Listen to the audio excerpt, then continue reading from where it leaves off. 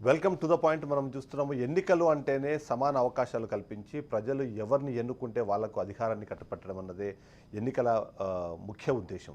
అయితే గత ఎన్నికలు మాత్రం ఇలాంటి సమాన అవకాశాలు లేకుండా జరిగాయని అనుమానము చాలామంది కలుగుతుంది. దీనికి కారణం కూడా లేకపోలేదు. ఎందుకంటే ఫోన్ ట్యాపింగ్ అనేది తెలంగాణ రాష్ట్రంలో సంచలనం సృష్టించిన నేపథ్యంలో అందులో ఉన్న కీలకమైన నిందితులు ఇచ్చిన వాంగ్మూలం ప్రకారం ఈ సమాన అవకాశాలు లేకుండా అప్పుడు గత ప్రభుత్వం ఏదైతే ఉందో ఫోన్ ట్యాపింగ్ ద్వారా ప్రతిపక్ష నేతలతో పాటు ఇతరత్ర వ్యాపారస్తులతో పాటు ఆ సందర్భంలో ఎవరైతే ఎన్నికల్లో పాల్గొన్నారో వాళ్ళపైన నిఘా ఉంచి ఆ నిఘా కారణంగా వాళ్ళ యాక్టివిటీస్ని పసిగట్టడమే కాకుండా ఎక్కడైనా సరే ఏదైనా అమౌంట్ ఏదైనా ట్రాన్స్పోర్ట్ అవుతుంది అంటే వాటిని పట్టుకున్న సందర్భాలు మనం చూస్తున్నాం. అది కరప్ట్ ప్రాక్టీసెస్ కిందకి వచ్చినా సరే అదే సందర్భంలో ఈ నిధులు తరలించడానికి డైరెక్ట్గా టాస్క్ ఫోర్స్ వాహనాలనే వాడారు అనే వాంగ్మూలాన్ని వినిపించిన నేపథ్యంలో సమాన అవకాశాలు లేకుండానే గత ఎన్నికలు ముగిశాయన్న అనుమానం కలుగుతుంది.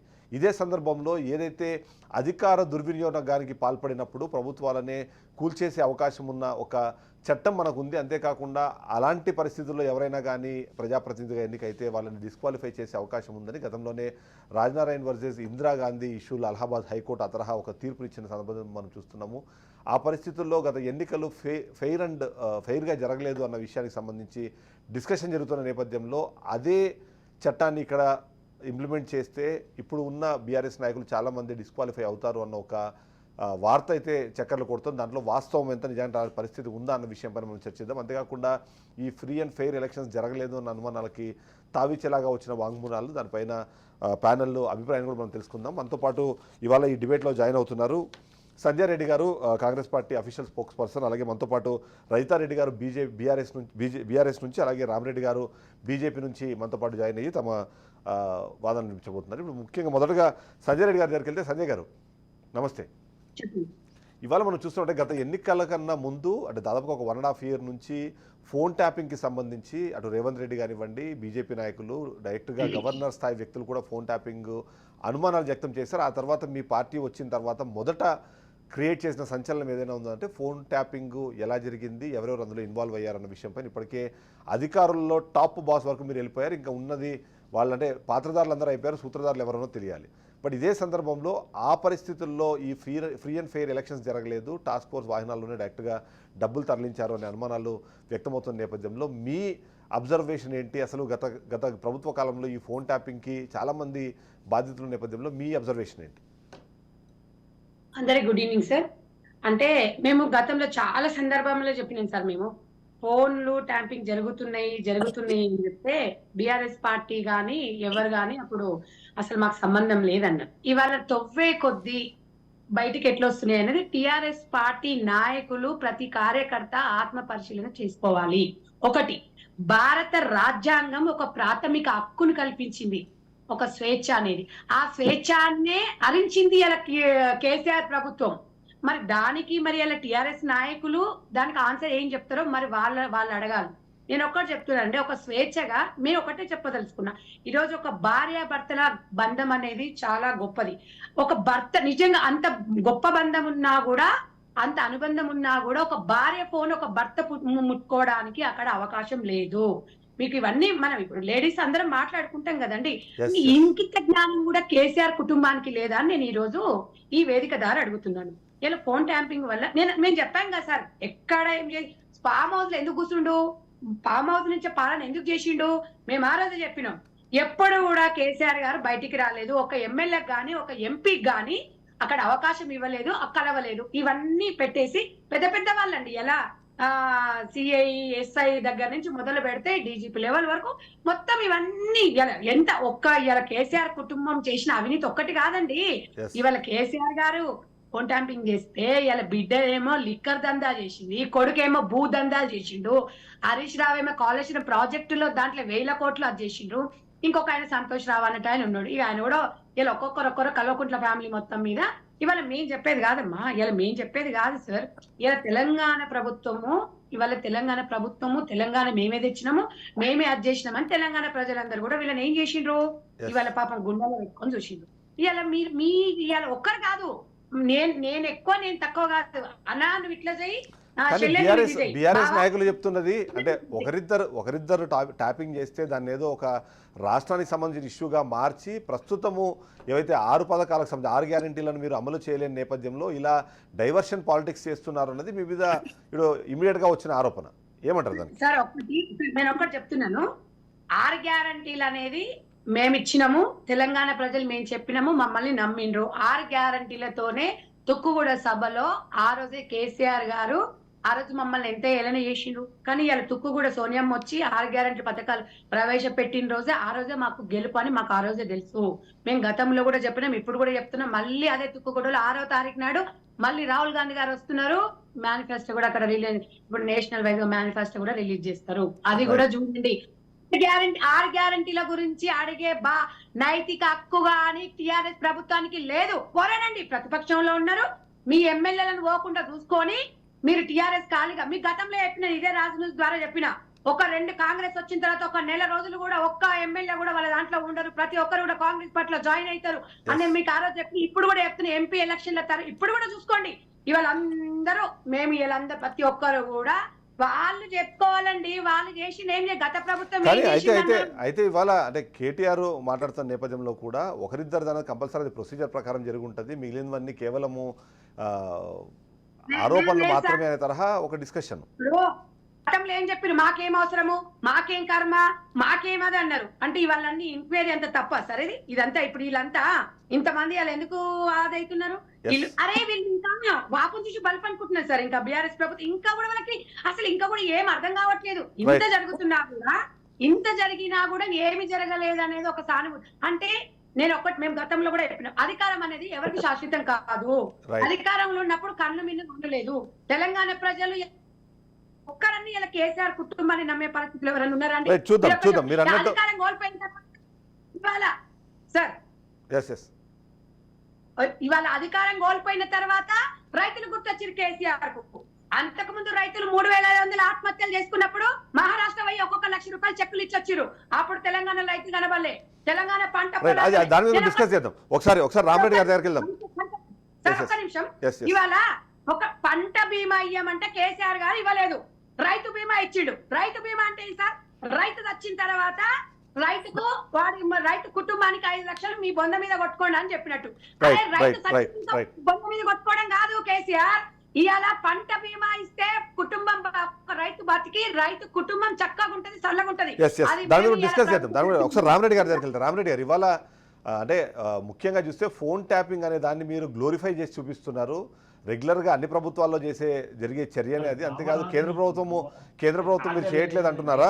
నాకు అసదుద్దీన్ ఓవైసీకి మా అందరికీ కూడా గతంలోనే మెయిల్స్ వచ్చినాయి, ఈమెయిల్స్ అంటే యాపిల్ నుంచి మాకు మెయిల్స్ వచ్చినాయి, దాంట్లో మీ ఫోన్లు కాంప్రమైజ్ అయినాయి, చెక్ చేసుకోండి అనే విధంగా మాకు వచ్చాయి. సో కేంద్ర ప్రభుత్వం కూడా అదే పనిలో ఉంది, మేము చేశాము అనే అనుమానాన్ని తీసుకొచ్చి మీరు పాలన మొత్తాన్ని పక్కన పెట్టి ఈ ఒక్క విషయం చుట్టూ మీరు అన్ని ఇష్యూస్ని తీసుకొచ్చి ఆ ఇష్యూ చుట్టూ మాత్రమే ఆపుతున్నారు అన్నది మీ మీద చేసిన మరొక ఆరోపణ. కేంద్ర ప్రభుత్వం కూడా ట్యాపింగ్ చేస్తున్నప్పుడు ఇక్కడ జరిగిన దాని మీద ఎందుకు అంత రాద్ధాంతం? అది ఇవాళ ప్రశ్న. రామరెడ్డి కేసీఆర్ గారు ఏదైనా ఆఫ్టర్ రేస్ మాటలంటారు. బిఫోర్ రేస్ చెప్పాలి గుర్రం గెలుస్తుందని.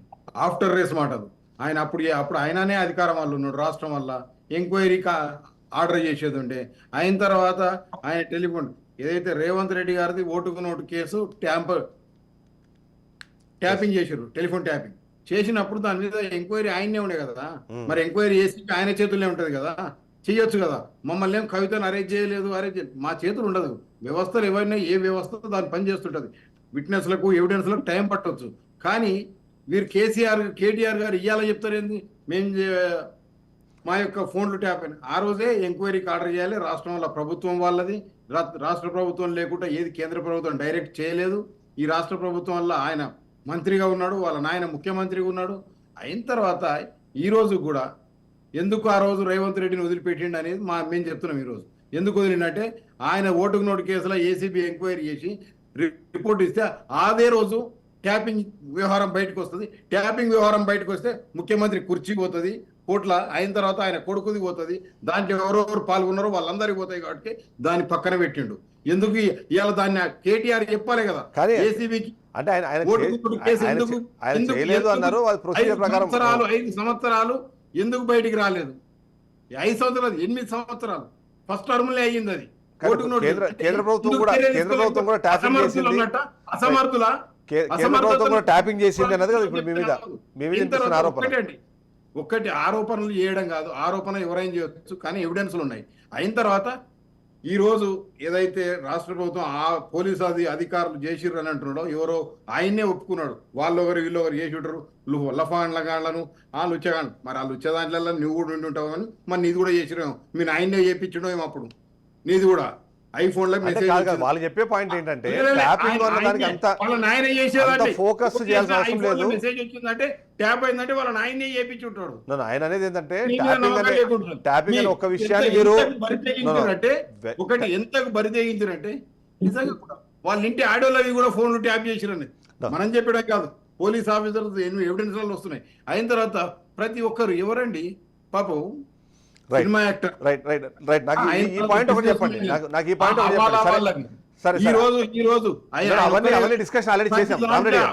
పాపారావు గారు అని ఆర్టీఎల్ ఉంటాడు, ఆయన బాధగతం బయటకు తీయాలి. ఒక్కరిది కాదు, ఏ కోణం వల్ల తీసినా కుంభకోణమే. కేసీఆర్ స్కామ్ పెట్టిండంటే స్కీమ్ పెట్టిండంటే అందులో స్కామ్ లేకపోతే స్కీమే ఉంటుంది. డైరెక్ట్ వైర్స్ అంట ఆయన ఫామ్ హౌస్ కు అన్ని ఎవరెవరు మాట్లాడుతున్నారని ఆయన వేరే ఏం చేయలేదు.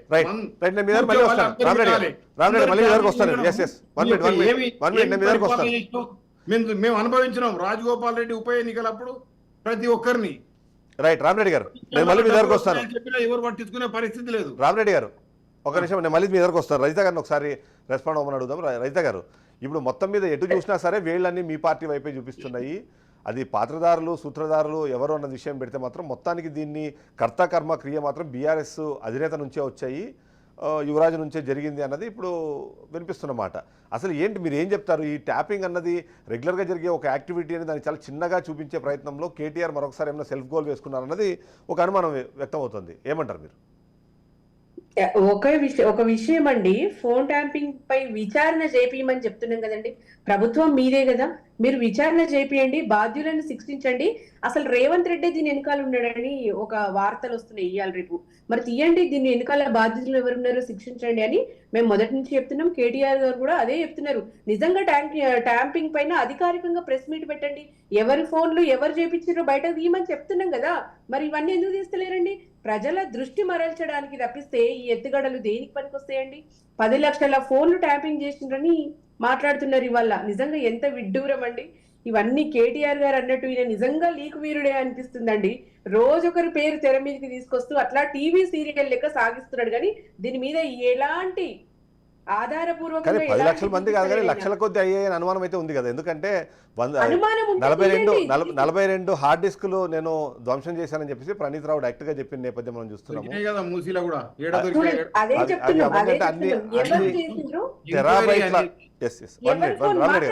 ఎవరి ఫోన్లు ట్యాప్ అయినాయి, ఎవరు చేసింది అనేది అధికారికంగా మీరు తీసి బయట పెట్టండి అని చెప్తున్నాం మేము కూడా.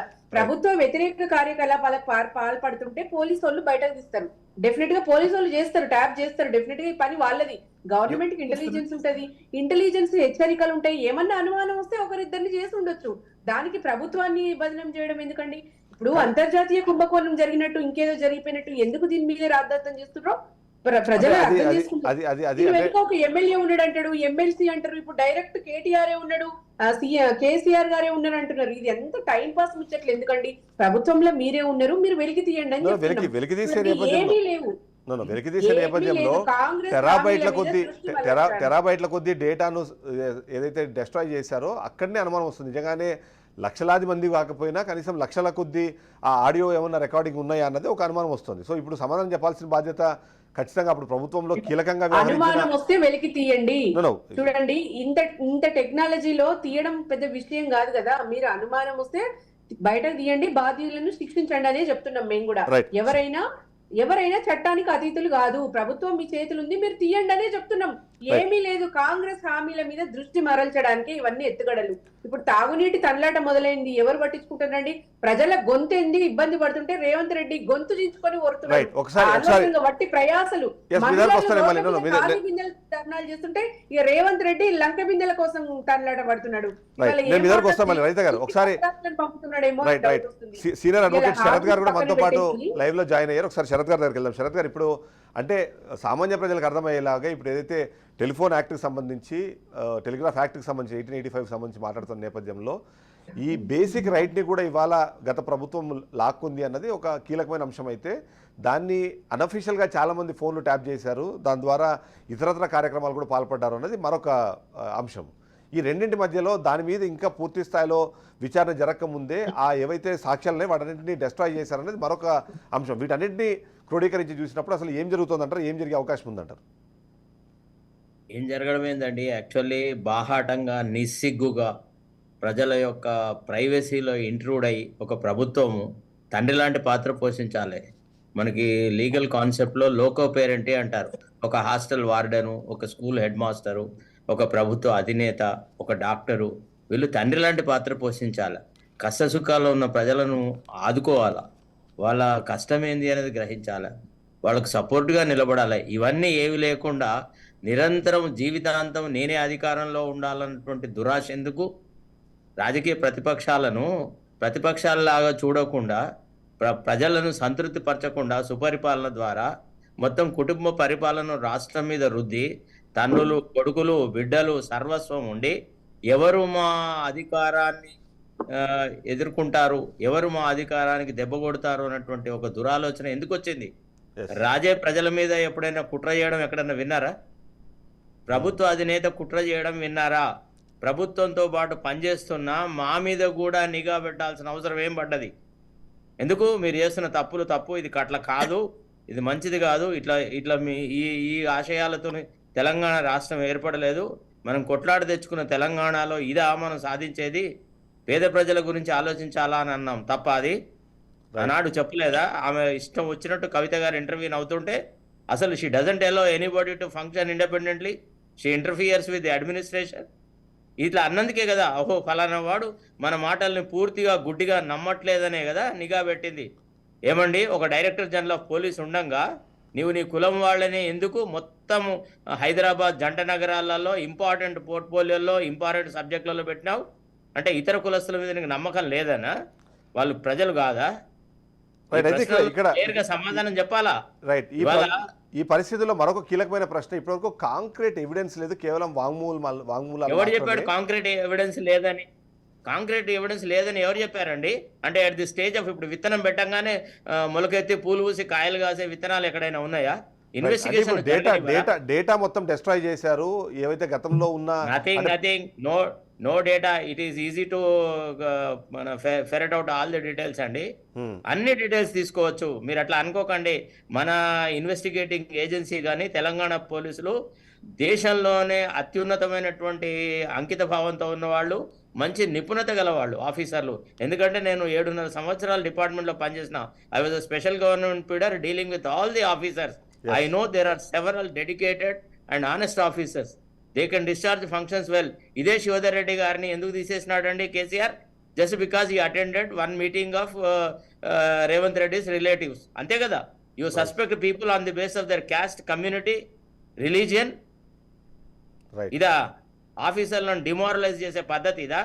నీకు నచ్చిన హ్యాండ్ పిక్డ్ దేశంలో అసలు ఆఫీసర్లు లేరా? ఈ రిటైర్డ్ ఫెలోస్ని అందరిని ఎందుకు కంటిన్యూ చేసినాడు? అంత లక్షల జీతాలు ఎందుకు ఇవ్వాల్సి వచ్చింది? అంటే ఇది మొదటిసారిగా గత ప్రభుత్వాలు కూడా అక్కడ వాళ్ళ దగ్గర అంటే ఒక ఎక్కడో ఒకళ్ళిద్దరిని పెట్టుండొచ్చు. కొన్ని ఇంపార్టెంట్ ప్లేసెస్ లోపల అట్లాంటి నిష్ణాతులైన వ్యక్తులు, అట్లాంటి అనుభవం గల వ్యక్తులు దొరకనప్పుడు ఒకళ్ళిద్దరిని కంటిన్యూ చేసిండొచ్చు. అంతేగాని మొత్తం అడ్మినిస్ట్రేషన్ లో up to DCP level, after all IPS officer non cadre fellows ని ఎవడైనా జిల్లా కలెక్టర్లుగా నాన్ క్యాడర్ వాళ్ళను పెట్టంగా చూసారా మీరు గతంలో? నేను దాదాపుగా డాక్టర్ చెన్నారెడ్డి అప్పటి నుంచి చూస్తున్నానండి. I was the press correspondent in Eenadu. I use to see all that. ఏ ముఖ్యమంత్రి చేయనంత దద్దమ్మ పనులు ఈయనే చేసినాడు. ఎవడైనా బ్రైట్ ఆఫీసర్ను పెట్టుకుంటారు డిపార్ట్మెంట్స్ లో. ప్లానింగ్ కమిషన్ కు ఉపాధ్యక్షుడు ఎవరు ఉంటారండి? బీపీఆర్ విఠల్ లాంటి ఒక గొప్ప ఆర్థిక నిపుణుడు ఉండేవాడు. నువ్వెవరిని పెట్టుకున్నావు? నీ కులపోడిని. వాడికి ఏం ప్లానింగ్ గురించి రవ్వంత తెలియనోని. అంటే నీ అమాయకత్వాన్ని, నీ యొక్క నీ పని లేనితనాన్ని కప్పిపుచ్చుకోవడానికి నీ వాళ్ళను పెట్టుకొని ఒక కోటరీగా ఏర్పరచుకొని నువ్వు పరిపాలన సర్వనాశనం చేస్తావు.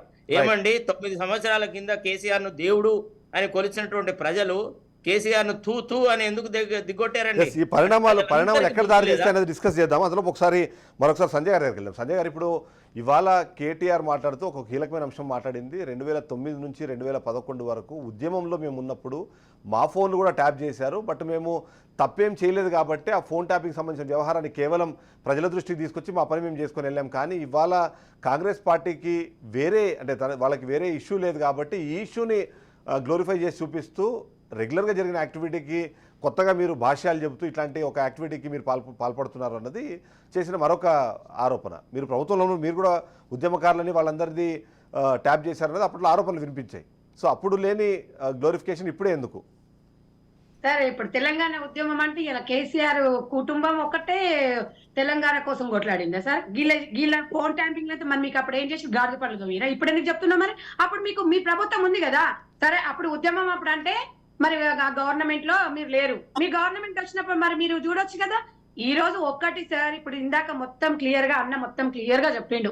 ఇంకా అంతకన్నా ఎక్కువ ఇంకా మేడం చెప్తుంది, టిఆర్ఎస్ నాయకురాలు చెప్తుంది, దీని వెనక రేవంత్ రెడ్డి గారు ఉన్నారంట.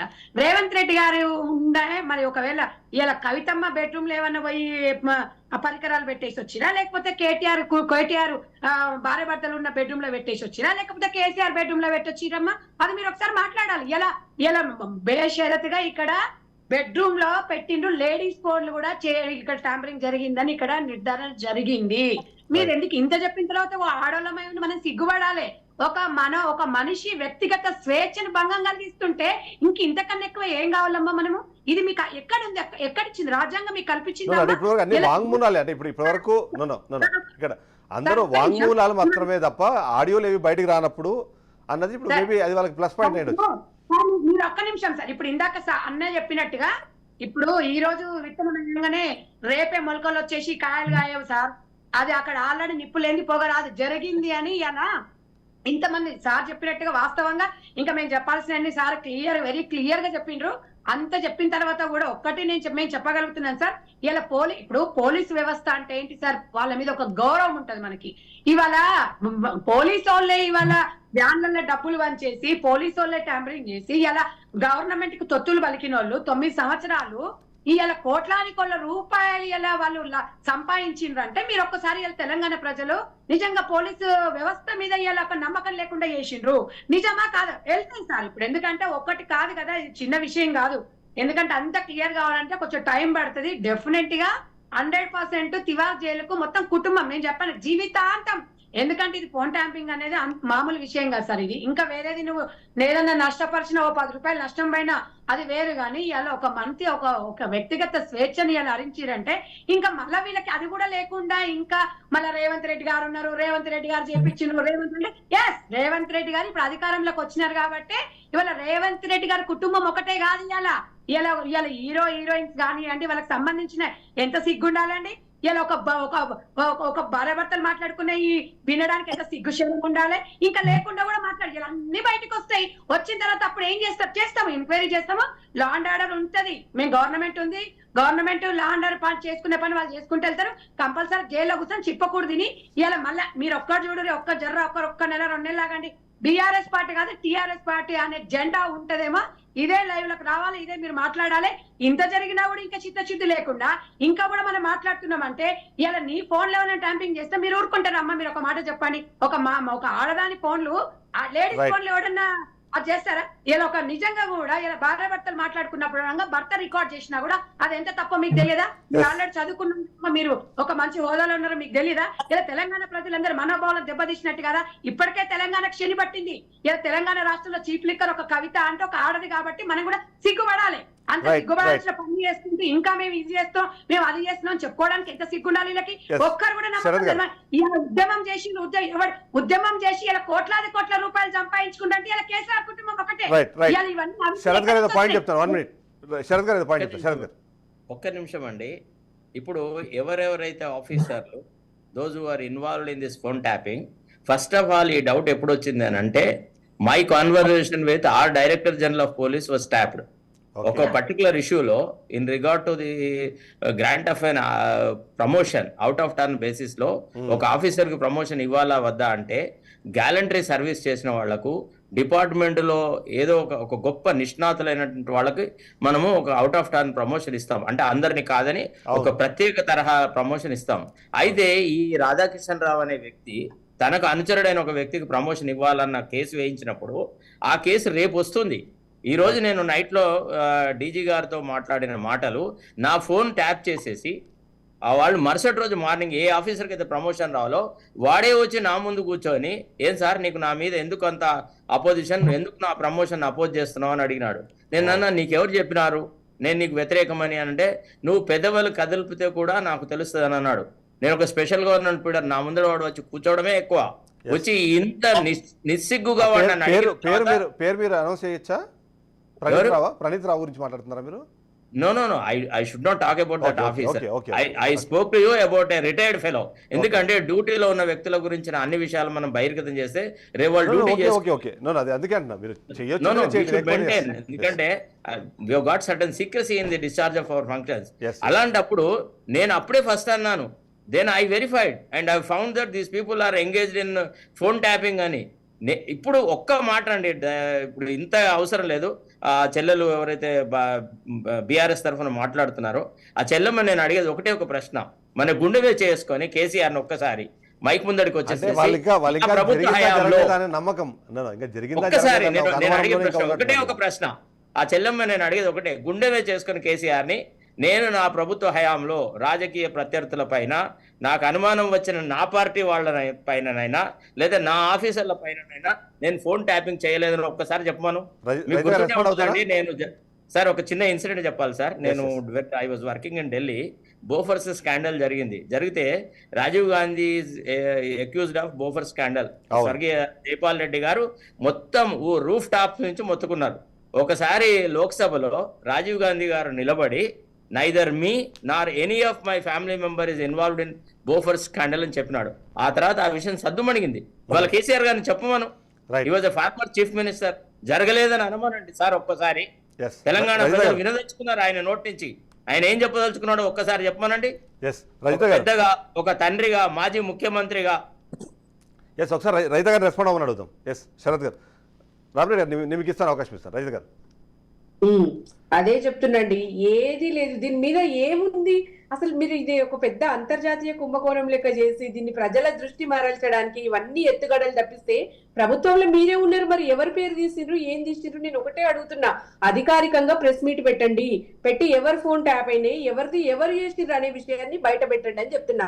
2004 నుంచి కూడా తీయండి, అప్పుడు ఎవరు చేసిండ్రు, ఎవరు ఉమ్మడి ఆంధ్రప్రదేశ్ అమ్మా, ఉమ్మడి ఆంధ్రప్రదేశ్ ఏం చేస్తారు, ఆ దౌర్భాగ్యం పోతానికి మనం తెచ్చుకున్నాం అమ్మా. అదే ఎందుకంటే చిన్న ఇష్యూ కాదు కదా. అప్పుడు కూడా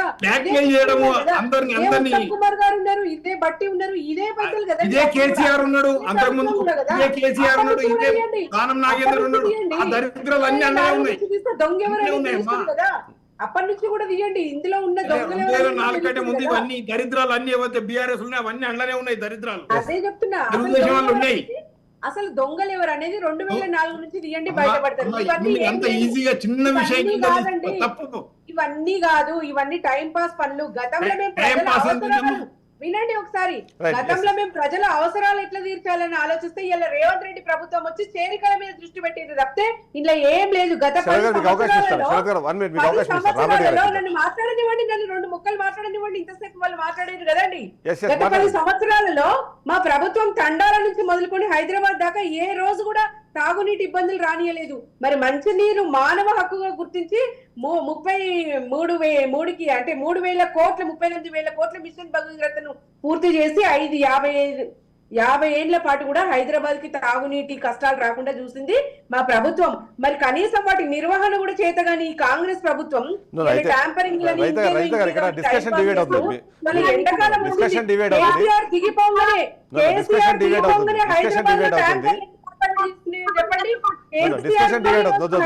తాగునీటి కష్టాలు ఎందుకు డిస్కషన్ డిబేట్ అవుతుంది. మనం ట్యాపింగ్ కి సంబంధించిన విషయాలపైన నేను అదే చెప్తున్నా, ఎంతసేపు ట్యాంపింగ్ అని ప్రజల్ని ఎందుకు పట్టించుకుంటలేరు? ప్రజల అవసరాలు మీరు ట్యాపింగ్ తోనే ఈ 100 రోజులు గడిపిస్తారా?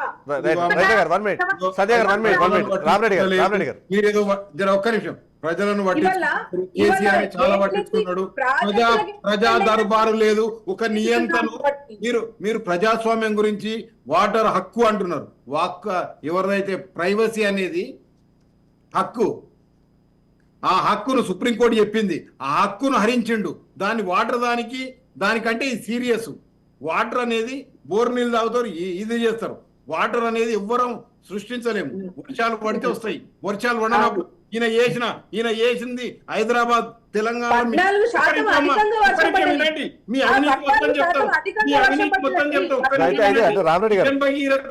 మిషన్ భగీరథ ట్యాంకుల కలర్ వేసి పాత ట్యాంకులకు బిల్లులు తీసుకున్నది చరిత్ర మీది. మీరు మిషన్ భగీరథ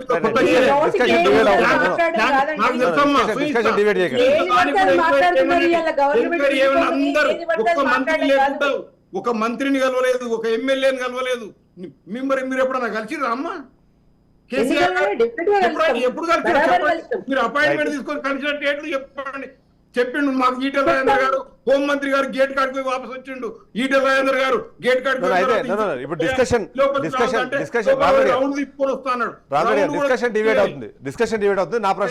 ఒకటి ఆల్రెడీ కేటీఆర్ గారు ఎక్స్పెక్టేషన్. నేను కాంగ్రెస్ ఒకటే అక్యూజ్ చేస్తున్నా ఏంటంటే, డీజీపీకి తెలియకుండా, ఆ రోజు ఉన్న డీజీపీకి తెలియకుండా ఇవన్నీ అయినాయని ఆయన తెచ్చి మళ్ళీ పోస్టులో కూర్చునబెట్టిర్రు. ఎందుకు కూర్చునబెట్టిర్రు అది ప్రజలకు చెప్పవలసిన అవసరం ఉంది.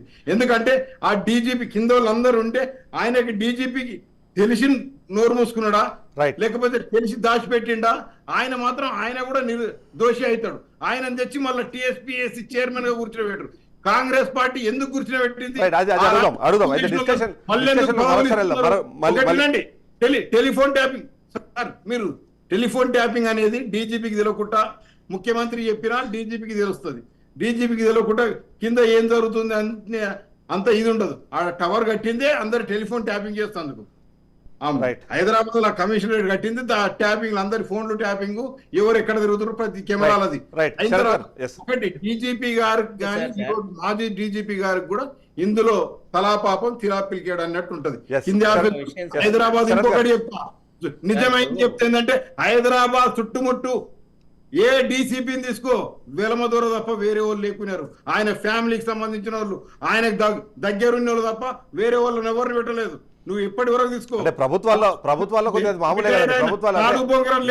ఎవరు ఎగ్జామ్షన్ కాదు కదా, దాదాపుగా వాళ్ళకి అనుకూలంగా ఉన్న వాళ్ళు. ఇప్పుడు ఒక విషయం అండి, ప్రభుత్వ పరిపాలనా విధానం అనేది నమ్మకం అనేటువంటి ఒక థ్రెడ్తో నడుస్తుందండి. ఒక ఆఫీసర్లని, తన మంత్రివర్గ సహచరులను నమ్మకపోవడము, తన ఆఫీసర్లను నమ్మకపోవడము, తన వాళ్ళని నమ్మకపోవడం, అంత అపనమ్మకంగా పాలన ఎందుకు సాగాల? ఒక విషయం చెప్పండి దయచేసి. అంత ఎవరిని నమ్మినావు? పోనీ అది విషయం చెప్పండి. ఎవరైతే నువ్వు ఎవరినైతే నమ్మినావో వాళ్ళే వచ్చి ఈరోజు చెప్తున్నారు కదా. ఏ డీసీపీ రాధాకిషన్ రావు చెప్పాడు, ప్రణీత్ రావు చెప్పాడు, భుజంగరావు చెప్పాడు, వాళ్ళు నీ వాళ్ళే కదా. ఈనాడు వాస్తవం ఎందుకు కక్కుతున్నారు వాళ్ళు? సంజయ్ గారిని అడుగుతాను ఆ క్వశ్చన్. అయితే కీలకమైన అంశము, రామరెడ్డి గారు అడిగిన పదవి తీస్తే ఇంకో పదవిలు ఉంటారు. ఐపీఎస్ అయితే శరత్ గారు రెస్పాండ్ అవుతారు. నేను రెస్పాండ్ అవుతున్నాను. డీజీపీ మహేందర్ రెడ్డి గారి గురించి రామరెడ్డి గారికి ఉన్న అపోహలు చాలా ఏమాత్రం ఆధారాలతో కూడుకున్నవి కాదు. I worked with them all. అయితే కాకపోతే అక్కడ డీజీపీ గారు ఉండంగా కూడా ప్రభాకర్ రావు అనేటువంటి ఒక రిటైర్డ్ ఆఫీసర్, వాడు ఇంతకుముందు ఉండేది మా దగ్గరే ఉండేది, తర్వాత రిటైర్ అయినాడు. ఆయనకి ఎక్స్టెన్షన్ ఇచ్చినారు. ఆయనే రోజు ప్రగతి భవన్లోనే ఉండేవాడు. ఆయనే మొత్తం మ్యానిపులేట్ చేసేవాడు. కాకపోతే కొన్ని విషయాలు ఎట్లుంటాయంటే గుట్టుగా చూడాల్సి వస్తుంది. ఇప్పుడు ఫర్ ఎగ్జాంపుల్ మనం ఆగండి సార్, దొంగనే అవుతా అండి. దొంగతనం విట్నెస్, వాడు దొంగతనం ఎక్కడో చేసిన ఆ ఇంటికి వస్తే నేను కూడా బాధ్యుని అవుతా.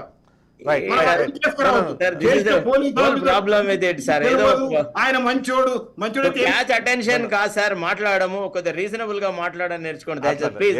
కాదు పద్ధతి మీరు మాట్లాడేది. ఇప్పుడు అట్లా కాదండి. ఒక ఆఫీసర్ ఇంకో ఆఫీసర్ విధులలో ఇష్టం వచ్చినట్టుగా తలదూర్చడానికి వీలుండదు సార్. అండ్ దట్టు ముఖ్యమంత్రి యొక్క ప్రాపకం ఉన్న తర్వాత ఎట్లా చేస్తారు చెప్పండి ఒక మాట. శరత్ గారు, ముఖ్యమంత్రి గారే డైరెక్ట్ గా ప్రభాకర్ రావు ఎంకరేజ్ చేస్తున్నప్పుడు పోస్ట్ కి పక్కన జరగాలి. ఎందుకు ఆ పోస్ట్ లేకపోతే ఏంది? అంత అంత అయితే- అయితే- పిలిచాను, no, no, no. అభినందనానికి ఎందుకు ఉండాలి top post? SIB SI CI చెప్తున్నారు. ఎవరి బాధ్యతలు వాళ్ళకు ఉంటాయి. SIB లో ఆయన SIB కలిగితే ఏం జరుగుతుంది? SIB దాంట్లో అట్లా ఎందుకు చేసుకొస్తే రైట్. శరత్ గారు ఇప్పుడు కీలకమైన అంశం ఏది చెప్పినా అందుకే బీజేపీకి సార్. తెలియకుండా జరిగిందని ఆయన విధానం. ఇదే అంటే ప్రాబ్లం అంటే వస్తుంది. ఆయన తెలియకుండా జరిగిందన్న దానికన్నా వాటిలో ఆ అన్నిట్లో సార్, involve- knowledge- ఆయన సార్, సప్రాంగా criminal law- కూర్చున్నాడు, దొంగతనం జరుగుతూనే చూసిండు కూర్చున్నాడు. Criminal law దొంగతనానికి లో knowledge- knowledge- complicity, దొంగతనానికి చూస్తూ కూర్చున్నాడు కూడా అంతే బాధ్యుడు.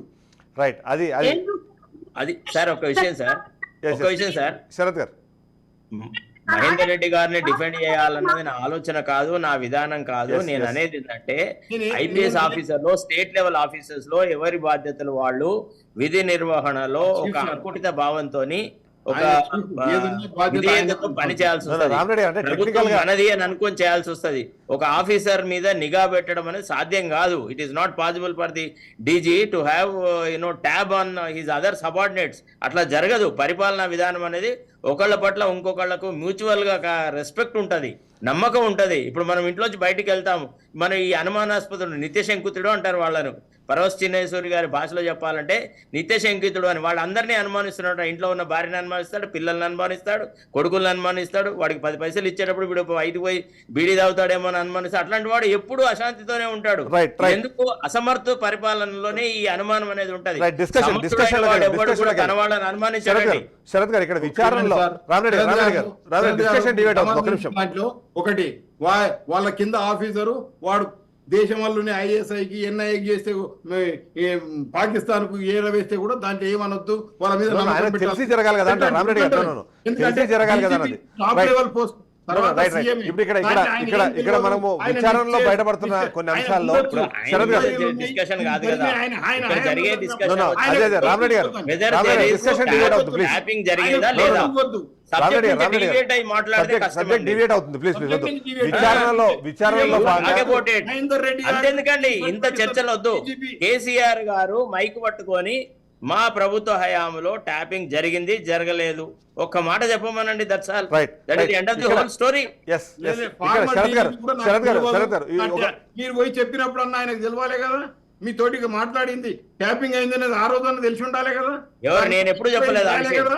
ఆ రోజు నేను ఆ విషయం మీరే టీచర్ యాక్సెప్ట్ ఎప్పుడు చేశారు. చెప్పలేదు. రైట్ రైట్ రామరెడ్డి గారు ప్లీజ్ డిస్కషన్ డిబేట్ అవుతుంది. నో నో ట్యాపింగ్ జరిగిందని ఆ రోజున No, no. తెలవాలి కదా. నేను ఎప్పుడు No, no, no. చెప్పలేదు. మహేందర్ రెడ్డి గారు- అన్న మహేందర్ రెడ్డి సంబంధించిన ఇష్యూ కాదు ఇది ప్లీజ్. సమాధానం పడాలి కదా. అవసరం రామరెడ్డి కూడా గారు. నాకు లేదు అప్పుడు. రామరెడ్డి గారు వన్ సెకండ్ పడాలి కదా. One second no discussion debate అవుతుంది. శరత్ గారు మీరు ఇప్పుడు చెప్పాలి, different విచారణలో పడాలి కీలకమైన కదా. అంశం. రామరెడ్డి గారు ప్లీజ్ మాట్లాడింది బయటకు వచ్చి రామరెడ్డి గారు ప్లీజ్ చెప్పినప్పుడు రామరెడ్డి గారు ప్లీజ్ శరత్ గారు ఇక్కడ విచారణలో భాగంగా అంటే అక్కడ రాధాకిషన్ రావు చెప్పిన మాట, మేము టాస్క్ ఫోర్స్ వాహనాల్లోనే డబ్బుల్ని డైరెక్ట్ గా తరలించినాము. దాన్ని That was to my ఎన్నికలకి- knowledge అండి. I know that. So, I was ఇప్పుడు part of further the గా- system. further I know గా- that at that time what was happening. Yes, yes. ఈ విషయం నేను బయటికి వచ్చిన తర్వాత ఎప్పుడైతే నన్ను ఒక సందర్భంలో కూడా ఒక కేసులో పూర్తిగా ఒక వ్యక్తులకు సపోర్ట్ చేయండి, ఒక రియాల్టర్లకు మీరు వదిలేటండి భూమిని, ప్రభాస్కు ల్యాండ్ వదిలేటండి, ఆ కేసును డైల్యూట్ చేయండి అని అన్నప్పుడు నా అంతరాత్మ ప్రబోధంగా ఇది తప్పు, ప్రజలకు సంబంధించిన సంపదను ఈ సినిమా యాక్టర్లకు ఇట్లాంటి రియాల్టర్లకు ఇవ్వడం న్యాయం కాదు అనేటువంటి భావనతో రాజీనామా చేసి బయటకు వచ్చినాక ఒక 6 నెలలు సైలెంట్ గా ఉన్నాను నేను. ఎప్పుడైతే అయితే ఇప్పుడు నా ఈ point గురించి చెప్పండి. వాళ్ళు అవాకులు చెవాకులు పేరారో అప్పుడు వాస్తవాలు చెప్పాల్సి వచ్చింది. ఇప్పుడు ఒక మాట చెప్పండి. ఎట్లుంటదంటే గుప్పిట్లో ఈ దాచుకోవాల్సి వస్తుంది చాలా విషయాలను. డబ్బులు తరలించడం అన్నది ఖచ్చితంగా అది సమాన అవకాశాలు ఇవ్వని పరిస్థితి. 100% మీకు ఒక విషయం తెలుసా? ఫర్దర్ గా ఎలాంటి రాజకీయ ప్రొసీడింగ్స్ కి అభ్యర్థులను అవకాశం చేసేవాళ్ళు. ఉంది? ఎస్ శరత్ గారు ఏమండి? ఫర్దర్ గా ఎలాంటి ప్రొసీడింగ్స్ కి అవకాశం ఉంది? ఎందుకంటే ఇప్పుడు ఫ్రీ అండ్ ఫెయిర్ ఎలక్షన్స్ జరగలేదు అన్న దానికి ఓపెన్ గా రాధాకిషన్ రావు ఒప్పుకున్నారు. టాస్క్ ఫోర్స్ వాహనంలో డబ్బులు పంపించామన్నారు, ఆ డబ్బులు పంపిణీ జరిగిందని చెప్తున్న నేపథ్యంలో ఒకవేళ అదే నిజమని తేలితే ఇప్పుడు బీఆర్ఎస్ ఎమ్మెల్యేలుగా ఉన్న వాళ్ళందరి మీద అనర్హత వేటు వేసే అవకాశం ఉంది అన్నది ఒక వార్త చక్కర్లు కొడుతుంది. దట్ స్పెషల్లీ ఏదైతే రాజనారాయణ వర్సెస్ ఇందిరాగాంధీకి సంబంధించిన అలహాబాద్ తీర్పుని ఇక్కడ ఇప్పుడు ఒక విషయం అన్న, అవన్నీ ఎలక్షన్ పిటిషన్ లో తేలాల్సిన అంశాలు, అవి ఇంత తొందరగా తేలాల్సినవి కాదు. ఇప్పుడు అప్పుడే ఇంకా మనం ఓన్లీ ఇక just preliminary stages of investigation లోనే ఉన్నాము. ఇంకా ప్రధానమైనటువంటి వ్యక్తి ప్రభాకర్ రావు గారు రావాలి, వారి ఎగ్జామినేషన్ జరగాలి. ఇతను వీళ్ళు చెప్పిందే గాస్పల్ ట్రూత్ అని కూడా నమ్మరు కదా. దీనికి సంబంధించిన ఒక ఇది కూడా జరగాలి. ఏదంటే ఒక డిఫరెంట్ వే లోపల వీళ్ళు చెప్పింది రైటా రాంగా అని కన్సిక్వెన్షియల్ గా కూడా చూడాలి.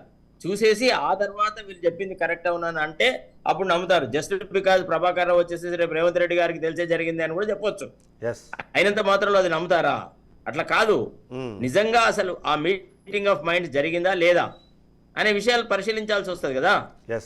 కాబట్టి this is two premature at this juncture to conclude that who is involved, who is not involved. But the fact of the matter is ఒక కన్స్పిరటోరియల్ గా, ఒక కన్స్పిరసీగా రాజకీయ ప్రత్యర్థులను చేజ్ చేసినారన్నమాట వాస్తవం. అన్నారా? ఇది ఒక ప్రభుత్వం, ప్రజాపాలన, ప్రజలతో ఎన్నుకోబడినటువంటి ప్రభుత్వము ఇట్లాంటి దుర్నీతికి పాల్పడదు. ఏ ప్రభుత్వం అయినా అది ఎవరు చేసినా తప్పే. రైట్. సో ఫర్దర్గా దీని ప్రొసీడింగ్స్ని మనం అంటే కంటిన్యూ చేస్తున్న పద్ధతిలో ఇప్పుడు కేవలం ప్రభాకర్ రావు దగ్గర వచ్చి ఆగింది. దాంట్లో రాజకీయ నాయకులు కూడా ఇన్వాల్వ్మెంట్ ఉంది. ముఖ్యంగా ఇంకా ఒక ప్రభాకర్ రావు కాదండి, ఇంకా చాలా మంది ఆఫీసర్లు ఉన్నారండి. టాప్ అంటారు నేను అంటే సార్ మీకు తెలియదు, ఇందులో ఇంకా చాలా కీలకమైనటువంటి ఆఫీసర్లు ఉన్నారు. సిటీ పెరిఫెరీలో కూడా సిఐ పోస్టులు చేసిన వాళ్ళు, రాచకొండలో, తర్వాత సైబరాబాద్ లో సిఐ పోస్టులు చేసిన వాళ్ళు ఎట్లెట్లా భూములు కొల్లగొట్టారు, వాళ్ళు ఎట్లెట్లా ఈ ఫోన్ ట్యాపింగ్ చేశారు, ఆ ఇన్ఫర్మేషన్ వాళ్ళు ఎట్లా గ్యాదర్ చేశారు అనే విషయాలు ఇంకా బయటికి రావాలి. నాకు తెలిసి చాలా మంది ఆఫీసర్లు ఉన్నారు. స్టేజ్ డెఫినెట్లీ అక్కడ ఇన్వెస్టిగేషన్ చేసేవాళ్ళు చాలా గొప్ప నిష్ణాతులు. ఒకటి తర్వాత ఒకటి, 1, 2, 3, 4, 5 పోతుంది కానీ ఒకటి తర్వాత 9 రాదు కదా సార్. నా పాయింట్ ఏంటంటే ప్రభాకర్ రావు అనే అంటే ఎస్ఐబి చీఫ్ గా ఉన్నారు కాబట్టి కింద మీరు అన్నట్టుగా ఎస్ఐలు, సిఐలు వాళ్ళందరూ కింద వాళ్ళు, కానీ దాని పైన ఉన్న లేయర్ గురించి ఇప్పుడు డిస్కస్ చేయాల్సిన నేపథ్యం వచ్చినప్పుడు అట్లా మీకు ఒక విషయం చెప్పన్నా, పై ఆఫీసర్కి ఎంత విధి నిర్వహణ పట్ల బాధ్యత ఉంటుందో కింది ఆఫీసర్ కూడా విధి నిర్వహణ పట్ల బాధ్యత ఉంటుంది. ప్రభుత్వంలో ఇంటిగ్రిటీ అనేది చాలా ఎసెన్షియల్. ఇప్పుడు మనము మన ఇంట్లో పనిచేసేవాడిని ఒక నీచమైన పని చేయమంటాం, వాడు చేస్తాడా? చెప్పా, నీ కూలొద్దు, నీ ఉద్యోగం వద్దు. రాజకీయ నాయకుల ప్రమేయానికి సంబంధించి ఇప్పటి వరకు కేవలం ఆఫీసర్ అండి, ఇట్ ఈస్ నాట్ పాలిటిషియన్స్. ఏదో అధికారం కోసమని ఆఫీసర్లు కాదు వాళ్ళు. నేను అడుగుతుంది ఏంటంటే రాజకీయ నాయకులకు సంబంధించిన ప్రస్తావన వస్తోంది కానీ ఇప్పటి వరకు దానికి సంబంధించి ఆ లింక్ ఇంకా ఎస్టాబ్లిష్ చేయని నేపథ్యం మనకు కనిపిస్తుంది కదా. అది కూడా ఎస్టాబ్లిష్ అయితే వాళ్ళ పరిస్థితి సార్, లింకులు ఎస్టాబ్లిష్ కాకుండా వీళ్ళు ఏం చేసినారంటే ఎవిడెన్స్ ని లేకుండా చేసినారు. ఎందుకంటే నిష్ణాతులైనటువంటి పోలీస్ ఆఫీసర్లే ఈ దుర్నీతికి పాల్పడినారు కాబట్టి రేపు భవిష్యత్తులో కూడా బయటకు వస్తుందేమో అన్న ఒక అపోహలో, భయంలో కొంత మెటీరియల్ ని వాళ్ళు ధ్వంసం చేసినారు. అయితే మెటీరియల్ ధ్వంసం అయిందా, ఇంకా కాలేదా, ఇంకా వేరే చోట ఎక్కడైనా స్టోర్ అయిందా? ఇప్పుడు ఎట్లుంటుందంటే సార్, క్రిమినల్ ఇన్వెస్టిగేషన్ లో దొంగ ఎంత చాకచక్యంగా ముఖం మీద బట్టలు కప్పుకొని వచ్చి ఎన్ని చేసినా ఎక్కడో ఒక చోట ఒక క్లూ వదులుతాడో, ఆ క్లూను బట్టి ఎవరు దొంగతనం చేశారో మనం కనుక్కుంటున్నాం, పట్టుకుంటున్నాం, వాడి మీద ఎంక్వైరీ జరుగుతుంది, ఇన్వెస్టిగేషన్ జరుగుతుంది, ట్రయల్ జరుగుతుంది, పనిష్మెంట్ వస్తుంది. రామరెడ్డి గారు, ఇప్పుడు బీఆర్ఎస్ పార్టీ గెలిచిన చాలా ప్రాంతాల్లో బీజేపీ కొన్ని ప్లేసెస్లో సెకండ్ ప్లేస్లో ఉంది. ఇప్పుడు మనం అనుకున్నట్టుగా ఆ డబ్బుల పంపిణీ అనేది టాస్క్ ఫోర్స్ వెహికల్లో జరిగిందని ఒక వాంగ్మూలం వినిపిస్తున్న నేపథ్యంలో మీకు ఒక సమాన అవకాశం దొరకలేదని మీరు భావిస్తున్నారా? ప్లస్ అప్పుడున్న అధికార దుర్వినియోగానికి సంబంధించి ఇవాళ డిస్కస్ చేయాల్సిన అవసరం మనకు కనిపిస్తున్న నేపథ్యంలో ఏమంటారు? ఒకటండి, ఈ ప్రభుత్వం నేను చిత్తశుద్ధిని శంకించేది ఎక్కడ అంటే ఈ ప్రభుత్వం వల్ల, ఆ ప్రభుత్వం వల్ల టాప్ పోస్టులు ఉన్నారు. వాళ్ళు టాప్ పోస్టులు ఉండి ఏమీ చేయలేదు, మేము సత్యహరిచంద్రులం అంటే మనం నమ్మవలసిన అవసరం లేదు. ఎందుకంటే చెప్పలేదు, వాళ్ళకి పెద్దపీటలు వేయడం అనేది భావ్యం కాదు. అయిన తర్వాత ఇంకొకటి కూడా, ఈ రోజు ఎవరైతే మొన్నటి వరకు మనం చెప్పిన నీతులు చెప్పినాం, వాని కొంటారా, వీని కొట్టరా, వాళ్ళతోటి కొట్టాలి, వీని కొట్టాలి, మరి నువ్వు మళ్ళీ వాళ్ళను రాజీనామా చేపించి నాగేందర్ను తెచ్చుకుంటే పార్లమెంట్ టికెట్ ఇవ్వండి, ఇంకేదాన్ని ఇవ్వండి, కేశవరావుతో రాజీనామా చేపించి తెచ్చుకోండి. తెచ్చుకోవడం తప్పు కాదు, రాజీనామా డిఫరెంట్ డిస్కషన్ అండి. అయిన తర్వాత ఈ రోజు ఒకటేనండి సార్, ఈ రోజు మా దగ్గర ఉన్న ఇన్ఫర్మేషన్ పాపారావు ఎవరైతే ఉన్నారో అందులో ఇంకా అధికారులు, పాత అధికారులు, అది వేరే సబ్జెక్ట్ గా డిస్కస్ చేద్దాం సార్. దీంట్లో వీళ్ళు కూడా కాంగ్రెస్ పార్టీ కూడా వీళ్ళకి ఫోన్లు చేసి నీ పేరు వచ్చింది, నువ్వు తీసుకురారి, కప్పం కడుతురు అనేది మా దగ్గర ఉన్న ఇన్ఫర్మేషన్. ఎందుకంటే కొంతమందిని బెదిరించి, ఎందుకంటే ఇప్పుడు ఆ elections, parliament elections budget fund కోసం అన్ని ఆపిర్రు. ఏసీబీ తర్వాత ప్రతి ఒక్కరిని ఫోన్ ట్యాపింగ్ లో కూడా వీళ్ళది చేతి వాటా ఉపయోగిస్తున్నారు మా దగ్గర ఉంది. సంజయ్ గారు రెస్పాండ్ అవుతారు. శరత్ గారు ప్రభుత్వం కూడా సంజయ్ గారు రెస్పాండ్ అవనివ్వండి. సంజయ్ గారు రెస్పాండ్. ఇప్పుడు ఎందుకంటే ఈ ఫోన్ ట్యాపింగ్ అన్నదాన్ని సరే బీఆర్ఎస్ నాయకులు ఆరోపించినట్టుగా మీ పాలనను పక్కదో పట్టించడానికి లేదా పాలనలో ఉన్న లోపాలను పక్కదో పట్టించడానికి ప్రయత్నంతో పాటు నిధుల సమీకరణకు కూడా దీన్ని వాడుకుంటున్నారు అన్నది ఇవాళ బీజేపీ నుంచి వచ్చిన ఒక ఆరోపణ. ఏమంటారు? సార్ బీజేపీ వాళ్ళ మాటలు ఇక వాళ్ళ మాటలు మనం పట్టించుకోవాల్సిన అవసరం లేదు. ఒకటి సార్, ఇప్పుడు 9 సంవత్సరాలు, ఇప్పుడు దాదాపు 10 సంవత్సరాలు అధికారంలో ఉన్నారు సెంట్రల్ గవర్నమెంట్. మరి వీళ్ళకి బాధ్యత లేదా సార్? వీళ్ళకి లేదా అంటే ఇప్పుడు ఈటెల రాజేందర్ గారు కానీ ఇప్పుడు వాళ్ళ దగ్గరనే ఉన్నారు కదా, గతంలో బీఆర్ఎస్ లో ఉన్నప్పుడు. వీళ్ళకి బాధ్యత లేదా సార్? వాళ్ళు ఏదో వాళ్ళు మాట్లాడడం కాదు, నేను ఒక్కటే చెప్పదలుచుకున్నాను. ఇప్పుడు ఇందాక ఆమె బీఆర్ఎస్ ఆమె ఆల్రెడీ లెఫ్ట్ అయిపోయింది, ఎందుకంటే దర్ ఇస్ నో ఆన్సర్ అనమాట. ఆమె దగ్గర ఒక ఆన్సర్ లేదు కాబట్టి లెఫ్ట్ అయిపోయింది. ఒకటి చెప్తున్నాను, ఇందాక సార్ చెప్పినట్టు ఒక్కటే ఇవాళ తెలంగాణ ప్రజలకు మీ వేదిక ద్వారా చెప్పదలుచుకున్నా, ఇవాళ కేసీఆర్ గారు ప్రజల ముందుకు వచ్చి నేను చేయలేదని చెప్పి ఏదో ప్రామిస్ చేయమని చెప్తే, ఆయన 10 సంవత్సరాల అధికారంలో ఉండి ఒక తెలంగాణ ఉద్యమకారుడు, ఆయనకు ఎంత అది ఉందంటే వాళ్ళ పార్టీ వాళ్ళు చెప్పుకుంటారు జాతిపిత అని. కానీ మరి అలాంటి అంత మహానుభావుడు కదా, మరి తెలంగాణ ప్రజలకు కనీసం ఓడిపోయిన తర్వాత ఒక ప్రెస్ మీట్ కూడా పెట్టిన వ్యక్తి ఇప్పుడు ఆయన ఏదో చేస్తాడు అని చెప్తే ప్రజలు ఎలా నమ్ముతారు అనేది మనం ఒకసారి అర్థం చేసుకోవాలి సార్. నేను ఇలా ఫోన్ ట్యాంపింగ్ అని మామూలు విషయం కాదు అది. ఇవాళ మనము ఎన్ని మాట్లాడుకున్నా కూడా ఈ రోజు అట్ ద సేమ్ టైం ఇలా తెలంగాణ గవర్నమెంట్ కి ఎంత బాధ్యత ఉందో సెంట్రల్ గవర్నమెంట్ కూడా అంత బాధ్యత ఉంది. చెప్పండి మీరు, మీ ప్రభుత్వం ఇప్పుడు దాన్ని ఉపయోగించుకొని డబ్బులు కలెక్షన్ కి వాడుతోంది అన్నది ఆరోపణ. దాని మీద సమాధానం చెప్పండి. రాష్ట్ర ప్రభుత్వం లా అండ్ ఆర్డర్ మొత్తం వాళ్ళ చేతులు ఉంటుంది. మీరు ఒక లెటర్ పంపించండి, సిబిఐ ఎంక్వైరీ చేస్తామంటున్నాం కదా, మీరు ఒక లెటర్ పెట్టండి. బీజేపీ సంబంధం లేదు.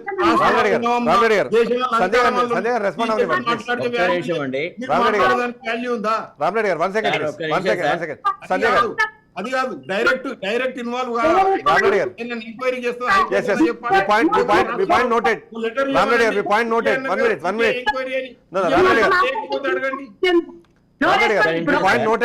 సంజయ్ గారిని సమాధానం చెప్పండి. లేం సార్, మేము డబ్బులు పంచి పెట్టేటోళ్ళం కాదు. ఇప్పుడు ఎవరెవరు డబ్బులు పంచి పెడతారో వాళ్ళకి భయము, వాళ్ళు బాపుని చూసి బలుపు అనుకుంటారు, వాళ్ళు భుజాలు దాడుకుంటారు. మాకు అవసరం లేదు. ఇవాళ మేము అన్ని తప్పుడు వాగ్దానాలు చేసి మేము ఇప్పుడు 10 ఏళ్ళు మేము తెలంగాణలో బీజేపీ కంట్రిబ్యూషన్ ఉంది, ఇక మేము ఏదో చేస్తామంటే తెలంగాణ ప్రజలు ఎవరు నమ్మే పరిస్థితిలో లేరు.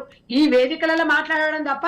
సరే, ఇంతకు ముందు 4 ఎంపీలు ఏం చేసిరు? ఇప్పుడు ఎవరైనా గెలిచి చేస్తారా? పొడుస్తారా? ఇంకా ఏదో పెద్ద మీరు 10 ఏళ్ళు 4 ఎంపీలు ఏం మాట్లాడుతున్నామని మాట్లాడదానికి అర్థం ఉందా? ఇప్పుడు పనిచేసి కవిత కింద పనిచేసి చెప్తావు, మాకు నీతులు చెప్పకు. పర్సనల్ మాటలు వద్దు. పార్టీలు మారి వచ్చి ఆమె ఇవాళ ఆడినప్పుడు కవిత అంతా మంచిది లేదన్నది ఇవాళ నువ్వు వచ్చి కాంగ్రెస్ మాట్లాడితే మేమే పర్సనల్ డిస్కషన్స్ పని చేయలేదా? పని చేయలేదా? మేము చేయలే. మేము బీజేపీ సిద్ధాంతం కోసం పోరాటం. ఈ అధికారం ఎక్కడ ఉంటే అక్కడ పోతావు. సంజయ్ గారు ద్వారా చెప్పదలుచుకున్నా, అరే ఒక సంస్కారం ఉండాలండి. మనం ఒక లైవ్ లో మాకు నేర్పాలి. తెలుసమ్మా, చూస్తుంది రెడ్డి అప్పటి నుంచి తెలుసు, నాకు మొత్తం తెలుసు. నువ్వు నా దగ్గరనే ఉన్నావు, పక్కూరే నాకు. రామరెడ్డి గారు పర్సనల్ వద్దు. డిస్కషన్ డిబేట్ అవుతుంది. మన పాయింట్ ప్రజల్లోకి వెళ్ళట్లేదు.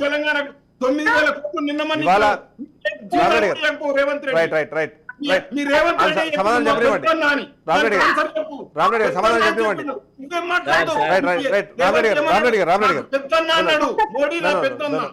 మోడీ పెద్ద అన్నాడు, నువ్వు మాట్లాడితే ఎట్లమ్మా? నెలనాడు జీతాలు కూడా ఇవ్వకపోదు చెప్పిండు రామరెడ్డి గారు. ప్లీజ్ చెప్పు. One minute please. రేవంత్ రెడ్డికి చెప్పు పెద్దనని. రామరెడ్డి గారు పాయింట్ పోనివ్వండి ప్లీజ్. రామరెడ్డి గారు పర్సనల్ మ్యారేజ్ వద్దు. అది అలౌ చేయండి. నేను సారీ మీరు ఏదున్నా సరే పాలసీ పాయింట్ ఆఫ్ వ్యూలో మాట్లాడండి అంతే. Only policy point.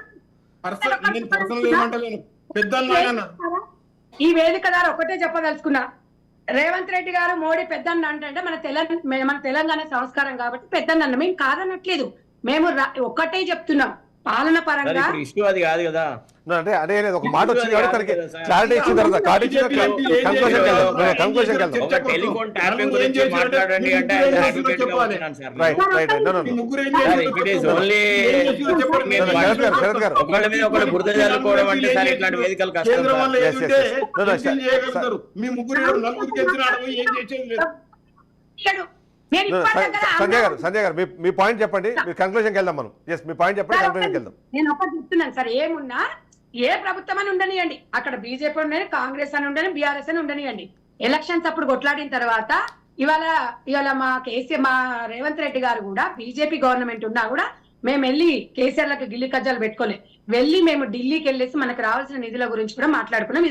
అదొక అంశం పక్కన అయితే, ఇప్పుడు ఒకటే చెప్తున్నాం, మేమంత దౌర్భాగ్య స్థితిలో లేము, ఎవరినో బ్లాక్ మెయిల్ చేసి డబ్బులు గుంజాల్సిన అవసరం లేదు.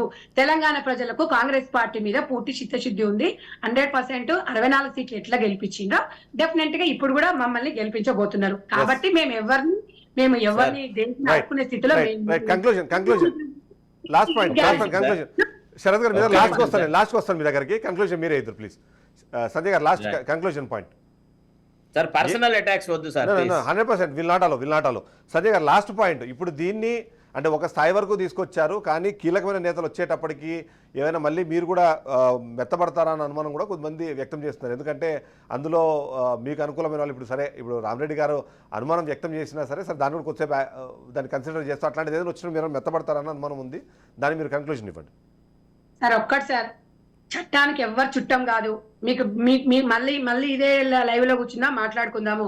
ఎవరైనా ఎంత స్థాయిలో వదిలే ప్రసక్తి లేదు.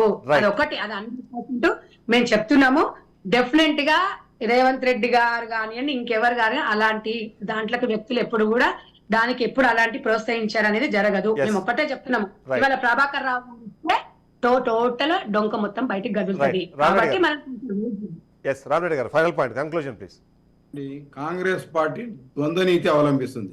ఆడ ఇండియా టీవీ అని కేజ్రీవాల్ కు సపోర్ట్ గా లిక్కర్ స్కామ్ దానికి, ఈడనేమో కవితను లిక్కర్ స్కామ్ అరేంజ్ చేసిరని వీళ్ళు చెప్తారు. మరి ఆ పార్టీ సెంట్రల్ పార్టీ తప్ప రాష్ట్ర పార్టీ తప్ప నాకు అర్థం కాలేదు. ఎందుకంటే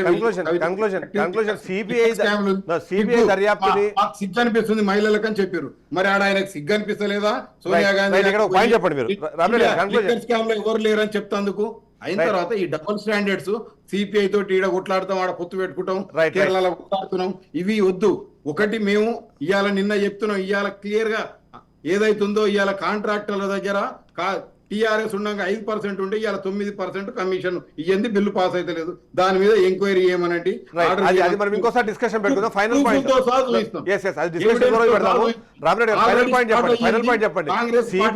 సిబిఐ దర్యాప్తు వైపు దీన్ని తీసుకెళ్లాలని ఒక డిస్కషన్ చాలా కీలకంగా జరుగుతున్న నేపథ్యంలో కాళేశ్వరం వదిలిపెట్టిర్రు, మేడిగడ్డ పట్టుకున్నారు, ఆవును వదిలేసారు, తోక పట్టుకున్నారు. ఆవును ఎందుకు వదిలేసారు అనేది కూడా మా దగ్గర రీజన్ ఉంది. ఎందుకు దాని మీద రిటైర్డ్ జడ్జి తోటి ఎంక్వైరీ కాదు, మేము అడుగుతున్నది సిట్ అయ్యండి. లేదంటే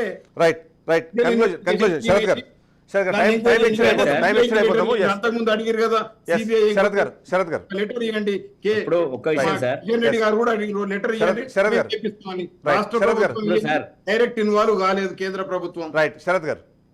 టెలికమ్యూనికేషన్స్ అనేది సెంట్రల్ సబ్జెక్ట్ సార్, కేంద్ర ప్రభుత్వం ఆధీనంలో ఉంటుంది. ఈ విషయాలలో కూడా అప్పుడు వాళ్ళిద్దరి మధ్యలో ఉన్న సన్నిహిత సంబంధం దృష్ట్యా కేంద్రం కావాలనే చూసి చూడనట్టు ఉండడం వల్లనే కేసీఆర్ ఇంత పెట్టరేగి ఇన్ని రకాలుగా కేంద్ర చట్టాలను వైలేట్ చేస్తూ రకరకాల నానా యాగి చేస్తున్నాడు. ఇప్పుడు మాకేం తెలియనట్టుగా రాజకీయాలలో పబ్బం కట్టుకోవడానికి మాట్లాడే మాటలకి మనం సమాధానం చెప్పలేము. ఇప్పుడు మన ముందున్న టాపిక్ ఏమంటే అసలు టెలిఫోన్ ట్యాంపరింగ్ జరిగిందా లేదా, జరిగితే ఎవరు బాధ్యులు? ఒక్క విషయం చెప్పండి, గుండె మీద చేసుకొని కేంద్రం ప్రభుత్వానికి తెలియకుండా టెలిఫోన్ ట్యాంపరింగ్ జరిగిందా? ఎవరు? బండి సంజయ్ ఫోన్ ట్యాంపరింగ్ చేశారు. ఏమండి, బండి సంజయ్ అయితే ఎన్నోసార్లు చెప్పాడు కదా, నా ఫోన్ ట్యాంపరింగ్ అవుతుంది అని చాలా మంది ప్రత్యక్షాలు చెప్పారు కదా.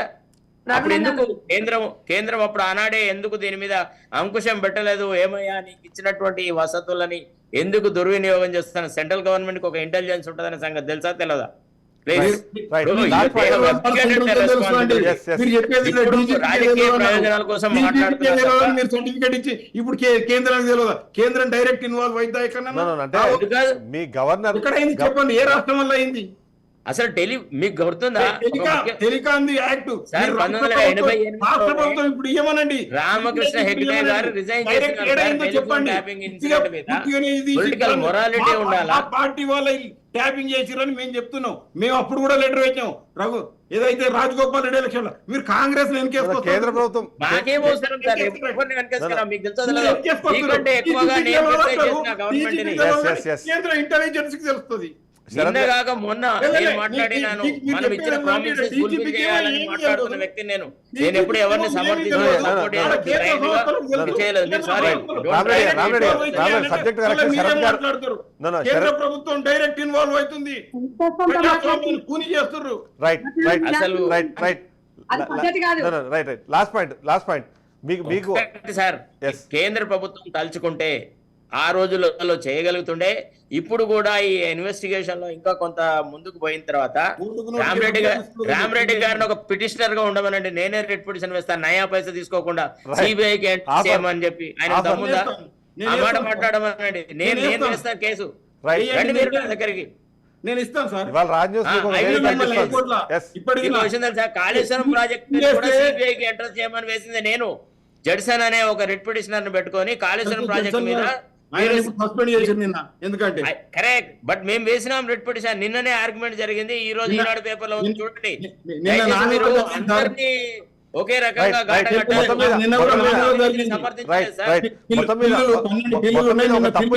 ఈనాడు పేపర్ చదవండి sir. Thank you very much Sanjay గారు, thank you very much Ramareddy గారు, thank you very much Sarath గారు. ఎస్ ఎస్ అయితే ఇక్కడ వాస్తవానికి ఒక తప్పు జరిగింది. ఆ తప్పులోని అసలు నిజాలు వెలికి తీయాలంటే అందరూ సంఘటితం కావాల్సిన అవసరం కనిపిస్తుంది. కాబట్టి నిజంగానే రామరెడ్డి గారికి ఇవాళ శరత్ గారు ఒక ఆఫర్ ఇచ్చారు. ఆ ప్రకారం మీరు ఒకవేళ ముందుకు వస్తే తనే మీ వైపు నుంచి ఆ రిట్ పిటిషన్ వేసి వాదించడానికి కూడా సిద్ధంగా ఉన్నామని చెప్పిన నేపథ్యం మనం చూస్తాం. కాబట్టి దానివల్ల మంచి జరగాలని మనం కోరుకుందాం. ఇది వాళ్ళ షో. రేపటి షోతో మళ్ళీ కలుద్దాం. Stay tune.